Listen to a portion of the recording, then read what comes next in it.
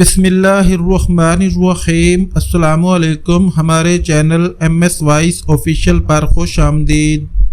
Video شروع کرنے سے پہلے آپ سے درخواست ہے کہ چینل کو سبسکرائب اور لائک لازمی کر دیں، شکریہ۔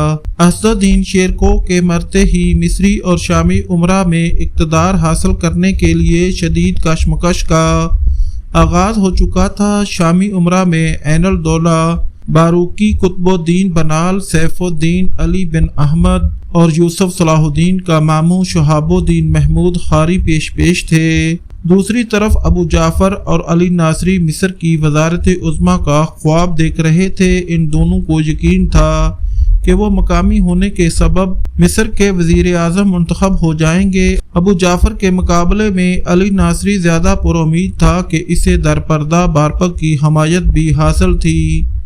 خلیفہ اسد شدید ذہنی کشمکش میں مبتلا تھا کہ وہ وزارت عظمیٰ کے شہدائیوں میں سے کس کا انتخاب کرے۔ اگر کسی شامی امیر کی طرفداری کرتا ہے تو مصری امراء کی ناراضی کا خطرہ تھا۔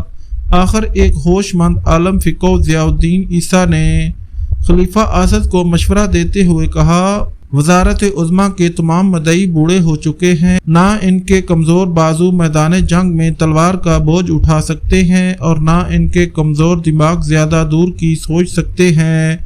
ان امراء کے برعکس یوسف صلاح الدین جوان بھی ہے اور مرد میدان بھی۔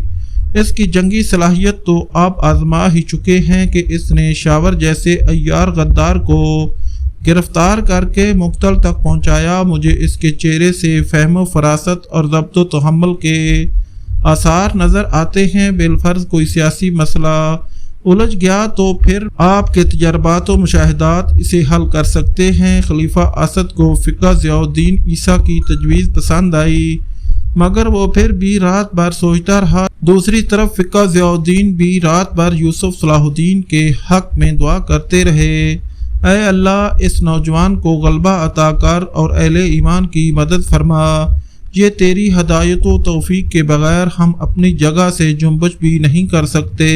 یوسف صلاح الدین سے فقہ ضیاء الدین کی رغبت کے دو اسباب تھے، ایک یہ کہ وہ عالم شباب میں با کردار نوجوان تھا، دوسرے یہ کہ اب تک مصر کی وزارت پر باطنیوں کا غلبہ تھا۔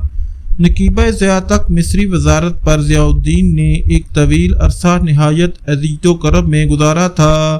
آج انہیں امید ہو چلی تھی کہ اگر خلیفہ اسد یوسف صلاح الدین کو وزیر اعظم نامزد کر دیتا ہے تو باطنیوں پر قبضہ پانا آسان ہو جائے گا اور سرزمین مصر کو گمراہوں کی اس جماعت سے نجات مل جائے گی۔ پھر جب دوسرے دن خلیفہ اسد نے یوسف صلاح الدین کی وزارت عظمیٰ کا فرمان جاری کیا تو حاضرین دربار پر سکتہ سا طاری ہو گیا۔ مصری امراء اور ابو جعفر اور علی ناصری ناگوار چہروں کے ساتھ دربار سے اٹھ کر چلے گئے۔ شامی امراء قطب الدین بنال، سیف الدین علی بن احمد اور یوسف کا ماموں شہاب الدین محمود ساروی خاموش بیٹھے رہے، مگر چوتھا شامی امیر عین الدولہ باروقی نہ صرف دربار سے اٹھ گیا بلکہ مصر چھوڑ کر سیدھا دمشق چلا آیا۔ پھر جب امیر عین الدولہ سلطان نور الدین محمود زنکی کی خدمت میں حاضر ہوا تو سلطان عادل نے انتہائی برہم لہجے میں کہا، تم نے یوسف کو تنہا چھوڑ دیا، تمہیں لازم تھا کہ مصر میں رہ کر اس کے ہاتھ مضبوط کرتے، وہ میرا نمائندہ ہے۔ امیر عین الدولہ سر جھکائے سلطان نور الدین محمود زنگی کی غضبناک گفتگو سنتا رہا۔ وہ سلطان عادل کو اپنے دل کا حال کس طرح بتاتا کہ اس سے ایک نوجوان کی ترقی برداشت نہیں ہو رہی ہے۔ خلیفہ اسد نے یوسف صلاح الدین کو تحفے میں ایک شمشیر جواہردار پیش کی جس کی قیمت 5000 دینار تھی، دیگر تحائف میں 10,000 دینار کا ایک ہار اور زرد رنگ کا ایک تیز رفتار گھوڑا، سونے کے تاروں سے بنا ہوا ایک جبہ اور عمامہ شامل تھا۔ پھر جب یہ خبر حلب پہنچی تو شاریہ کی خوشی کا کوئی ٹھکانہ نہیں رہا تھا۔ اس نے طویل سجدہ شکر ادا کیا، پھر دعا کے لیے اپنے ہاتھ بارگاہ الہی میں دراز کر دیے۔ اے قادر مطلق، تیرے لامحدود خزانوں میں جتنی نعمتیں اور عزتیں ہیں وہ سب میرے یوسف کو بخش دے، اسے دشمنوں کی نظر بد اور فتنہ انگیزیوں سے محفوظ رکھ۔ اگر اسے کوئی جسمانی اذیت یا بیماری پہنچنے والی ہے تو وہ مجھ پر گزار دے۔ یہ دعا مانگ کر شاریہ اداس ہو گئی۔ حلب اور مصر کے درمیان بہت فاصلہ حائل تھا، اب تو شاید ہی اسے کبھی دیکھ سکوں۔ شاریہ نے خود کلامی کے انداز میں کہا، مگر یہ تو خود غرضی ہے۔ شاریہ نے خود ہی اپنے سوال کا جواب دیتے ہوئے کہا، جب وہ حلب میں رہے گا تو پھر مصر کی وزارت کا انتظام کس طرح سنبھالے گا؟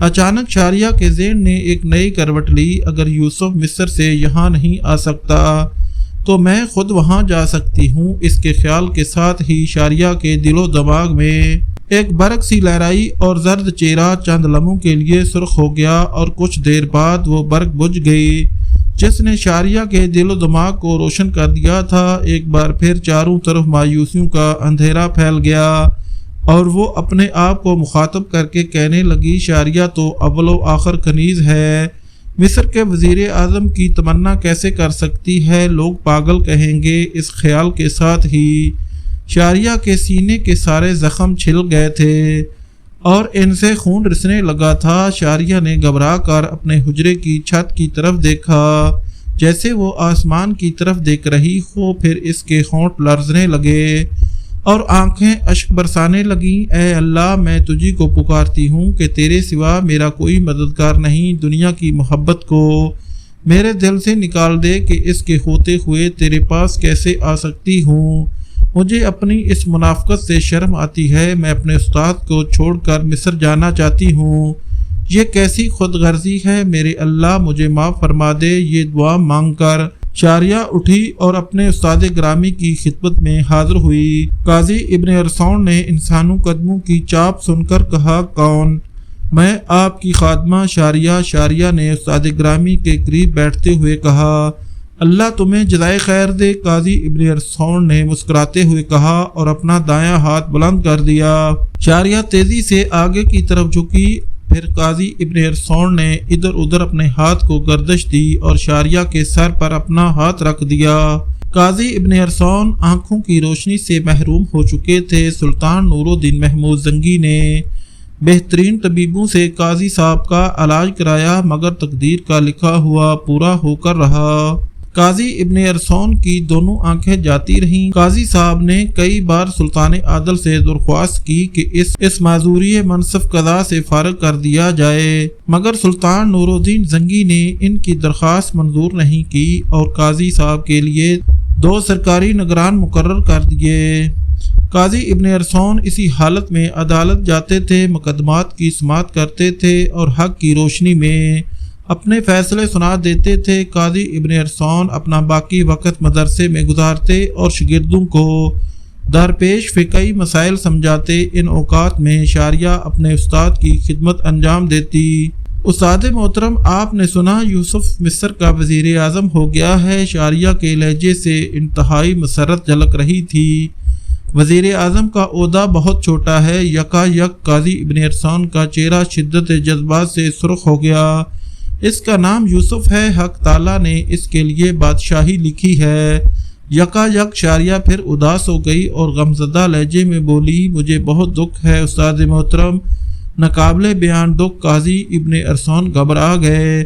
کس بات کا دکھ میری بیٹی؟ جب یوسف آئے گا تو آپ اسے کیسے دیکھیں گے؟ شاریہ رک رک کر بول رہی تھی، کاش انسان کو اپنی جائز خواہشات کے لیے مسلسل دعا کرتے رہنا چاہیے۔ قاضی ابن ارسطو نے باوقار لہجے میں کہا، پھر جب اس کی دعا کے خلاف آسمانی فیصلہ ظاہر ہو جائے تو انسان کو صبر و شکر سے کام لینا چاہیے۔ مشیت الہی یہی تھی کہ میں آنکھوں سے محروم ہو جاؤں۔ میں اندھا کہاں ہوں؟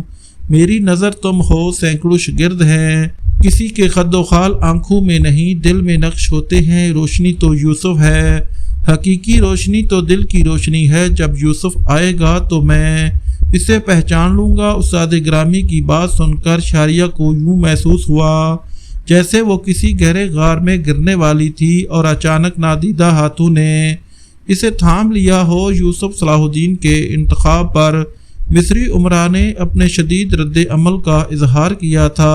ابو جعفر اور علی ناصری تنخوائی میں خلیفہ اسد سے ملے اور اپنی جانساریوں کے قصے سناتے ہوئے بولے، امیر المومنین، کیا ہم نے اس دن کے لیے سرزمین مصر کو اپنا خون پلایا تھا کہ جب فصل تیار ہو جائے تو اسے ہمارا بدترین دشمن کاٹ کر لے جائے۔ خلیفہ اسد نے چونک کر اپنے دونوں امراء کی طرف غور سے دیکھا۔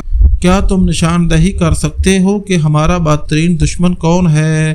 ابو جعفر نے انتہائی مکاری کا مظاہرہ کیا، چند لمحوں تک ادھر ادھر دیکھتا رہا، پھر آگے کی طرف جھک کر سرگوشی کے انداز میں کہنے لگا، یوسف جسے آپ نے مصر کا وزیر اعظم نامزد کیا ہے اور جس کی پشت پر سلطان نور الدین زنگی کا ہاتھ ہے، بڑی عجیب بات ہے کہ آپ نے اپنا پورا گھر ایک جاسوس کے حوالے کر دیا ہے۔ خلیفہ اسد نے اپنے دونوں امراء کی بات بہت غور سے سنی، پھر بہت نرم اور سیاسی لہجے میں انہیں سمجھایا، یہ ایک عارضی انتظام ہے، چونکہ یہ یوسف نے مصر کی عوام کو شاور جیسے سفاک و ظالم انسان سے نجات دلائی ہے، اس لیے لوگوں کے دلوں پر اس کی شخصیت کے خوشگوار اثرات موجود ہیں۔ اگر ایسے موقع پر یوسف کو ہٹایا گیا تو مصر کی رعایا کو گراں گزرے گا۔ کچھ دن گزر جانے دو، جب لوگوں کے جذبات ٹھنڈے ہو جائیں گے تو سلطان نور الدین زنگی کا جاسوس بھی۔ خلیفہ اسد نے قصداً اپنی بات ادھوری چھوڑ کر ابو جعفر اور علی ناصری کو بہلانے کی کوشش کی۔ ان دونوں اقتدار کے بھوکوں نے خلیفہ اسد کے ادھورے جملے کا یہی مطلب لیا کہ ان کی چال کامیاب ہو گئی ہے اور یوسف صلاح الدین کا قصہ پاک ہو جائے گا۔ یہ سوچتے ہوئے ابو جعفر اور علی ناصری خلیفہ کی خلوت گاہ سے اٹھ کر چلے گئے۔ دوسرے دن مصر کا روحانی پیشوا باربک خلیفہ اسد سے تنہائی میں ملا۔ اس کے روب و جلال کا عالم تھا کہ خلیفہ اپنی نشست سے کھڑا ہو گیا اور اس نے آگے بڑھ کر باربک کے ہاتھوں کو بوسہ دیا، اور باربک نے انتہائی ریاکاری کا مظاہرہ کرتے ہوئے خلیفہ اسد سے کہا، امیر المومنین کی عمر دراز ہو اور اقتدار عالیہ نسل در نسل منتقل ہوتا رہے۔ باربک نے اس کے سر پر ہاتھ رکھ دیا۔ خلیفہ اسد نے باربک کا شکریہ ادا کیا، پھر دونوں بیٹھ گئے۔ آپ نے کیسے زحمت کی؟ خلیفہ اسد نے باربک سے سوال کیا۔ یکا یک باربک بہت زیادہ سنجیدہ نظر آنے لگا۔ کسی گمراہ انسان کا مصر کی وزارت عظمیٰ پر فائز ہونا نہایت ہی بڑا شگون ہے۔ باربک نے یوسف صلاح الدین کا نام لیے بغیر کہا، اگر یہ بدعت کچھ دن اور جاری رہی تو محلات شاہی پر عذاب آسمانی بھی نازل ہو سکتا ہے۔ باربک کا لہجہ بتدریج پرجلال ہوتا جا رہا تھا۔ پھر میری دعائیں کسی کام نہیں آئیں گی، انہیں وقت سے پہلے خبردار کر رہا ہوں، یہ میری سیاسی مجبوری ہے، خلیفہ اسد نے عاجزانہ لہجے میں کہا۔ باربک نے اپنے روحانی جلال کا مظاہرہ کرتے ہوئے کہا، آج ہی میرا کوئی فدائی یوسف صلاح الدین کا کام تمام کر دے گا۔ یہ سن کر خلیفہ اسد خوفزدہ ہو گیا، نہیں پیشوائے محترم، ایسا ہرگز نہ کرنا، اگر یوسف صلاح الدین مصر میں قتل ہو گیا تو قیامت آ جائے گی، سلطان نور الدین زنگی میری سلطنت کو تباہ و برباد کر ڈالے گا۔ اگر تم یوسف کا قتل نہیں چاہتے تو اسے آج ہی برطرف کر دو، باربک نے تحکم امیز لہجے میں کہا۔ علی ناصری تمہارا بہترین مددگار ثابت ہوگا۔ خلیفہ اسد باربک کے بگڑے تیور دیکھ کر سہم سا گیا، بس کچھ دن انتظار کر لیں، وہ نوجوان ہے، جوش جوانی اور وزارت عظمیٰ کے نشے میں اس سے یقیناً کوئی غلطی سرزد ہوگی، اور بس وہی اس کا آخری دن ہوگا، جلدی کرو، تمہارے پاس زیادہ مہلت نہیں ہے۔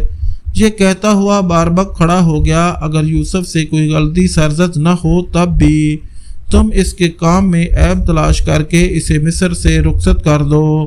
خلیفہ اسد نے آگے بڑھ کر باربک کو رخصتی بوسہ دیا اور بڑے فرماندارانہ لہجے میں کہا، ایسا ہی ہوگا محترم۔ جب باربک خلیفہ کی خلوت گاہ سے نکل کر چلا گیا تو اسد نے خود کلامی کے انداز میں کہا، پہلے میں تم لوگوں کا انتظام کروں گا، پھر یوسف کی باری آئے گی۔